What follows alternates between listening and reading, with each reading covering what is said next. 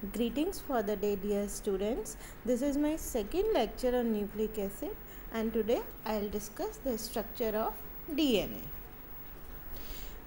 As we know, DNA is a very large molecule made up of long chain of subunits, and these subunits are called nucleotides. Each nucleotide is made up of a sugar called deoxyribose, a phosphate group PO4, and an organic base. These things I had already told you in my previous lecture. Now again I will have a quick recap of the various things, that is nucleotides, nucleosides, etc. The deoxyribose, the phosphate, and one of the bases combine to form a nucleotide. The bases may be purine bases or pyrimidine bases, as we know. So these three things combine, that is the phosphate, the sugar, and the base, to give a nucleotide. Now the most common organic bases are adenine, represented by alphabet A, thymine by T, cytosine C, and guanine. Now bases always pair up in the same way. For example, adenine forms a bond with thymine and cytosine bonds with guanine. Adenine and guanine are known as purines, we know it. Thymine and cytosine are known as pyrimidines, and in RNA instead of thymine there is uracil. Adenine pairs up with thymine forming 2 hydrogen bonds, and cytosine pairs with guanine forming 3 hydrogen bonds. The sugars ribose and deoxyribose, we already know ribose is present in RNA and deoxyribose is present in DNA. Ribose is a sugar like glucose but with only 5 carbon atom in its molecule, and deoxyribose is almost the same but lacks 1 oxygen atom. Both molecules may be represented by the symbol like this. So here we can see that in 2-deoxyribose there is 1 oxygen atom missing at carbon atom number 2. Structure of the deoxyribonucleotide and ribonucleotide. Here we can see the general structures of the deoxyribonucleotide structure and ribonucleotide structures. Here by yellow circle we represent the phosphoric acid, by pentagon orange colored 5 carbon sugar, and by purple rectangle we represent the base, that may be purine or pyrimidine. Now we come to the primary structure of DNA. Primary structure of DNA refers to the phosphodiester bond backbone. In nucleic acid strands, nucleotides are linked by phosphodiester bond. The bond is formed between 5' group of the one nucleotide and 3-hydroxyl group of the adjacent nucleotide. A single nucleic acid strand formed by phosphodiester bond has 2 termini, namely 5'N with phosphate group and 3'N with hydroxyl group, as we will see in the next slides.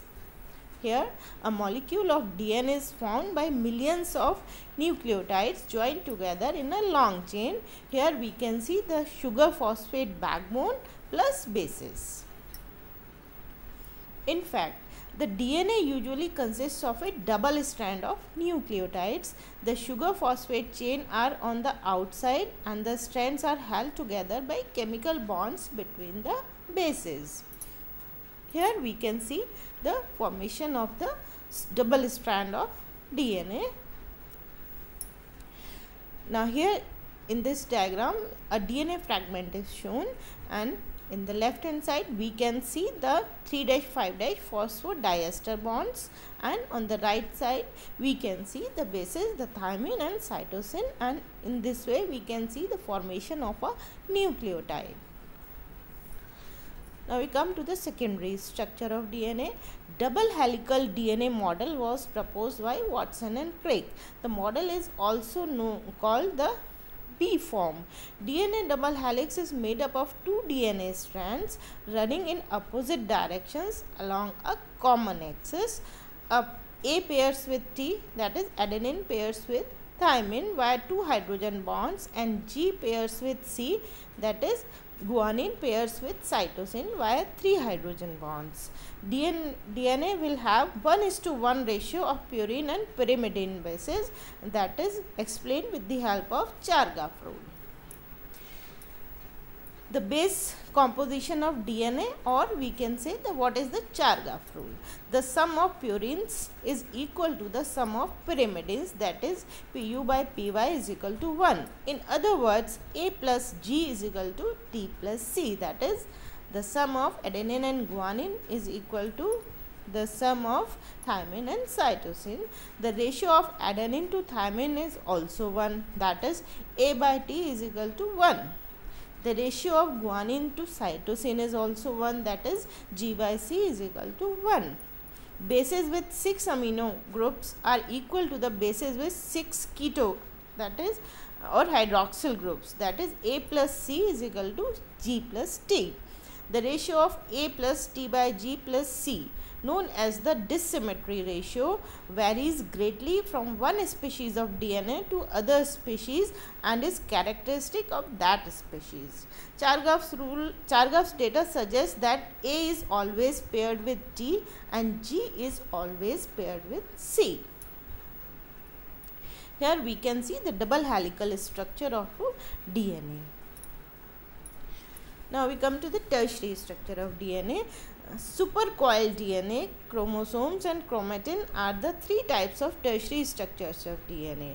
DNA can be twisted, coiled into compact structure which resembles a coiled telephone wire. Supercoiling may be right-handed or left-handed. Here we can see the tertiary structure or the supercoiling of the DNA molecules, DNA strands.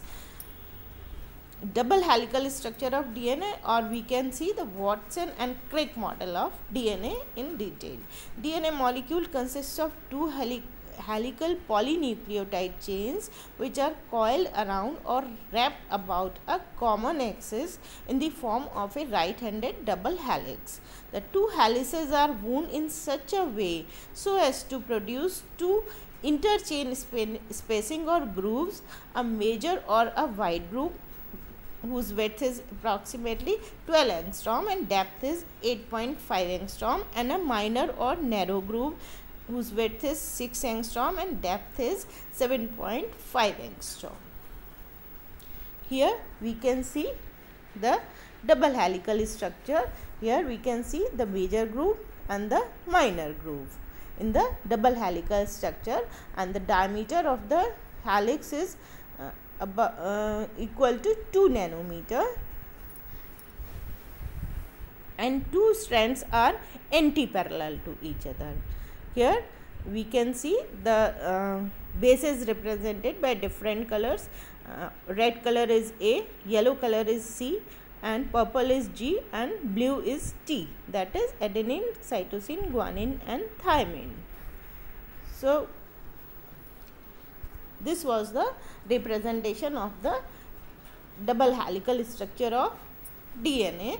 The phosphate and the deoxyribose units are found on the periphery of the helix, whereas the purine and pyrimidine bases occur in the center. As we have seen in this previous slide, the planes of bases are perpendicular to the helix axis. The planes of sugars are almost at right angles to those of bases. The diameter of the helix is 2 angstrom and the bases are 3.4 angstrom apart along the helix axis. Therefore, the helical structure repeats after 10 residues on each chain, that is at intervals of 34 angstrom. In other words, each turn of the helix contains 10 nucleotide residues. The 2 chains are held together by hydrogen bonds between the pairs of the bases. Adenine always pairs with thymine, we know, and by 2 hydrogen bonds, and guanine with cytosine by 3 hydrogen bonds, as we have discussed earlier. The individual hydrogen bonds are weak in nature but as in case of proteins, a large number of them involved in the DNA molecule confer stability to it. It is now thought that the stability of the DNA molecule is primarily a consequence of van der Waals forces between the planes of stacked bases. The sequence of bases along the polynucleotide chain is not restricted in any way. The precise sequence of bases carries the genetic information. As a corollary, the entire structure of a DNA molecule resembles a winding staircase, with the sugar and phosphate molecules of the nucleotides forming the railings and the linked nitrogen base pairs, that is AT and GC, forming the steps. So this was all about the structure of DNA. Thank you. Have a nice day.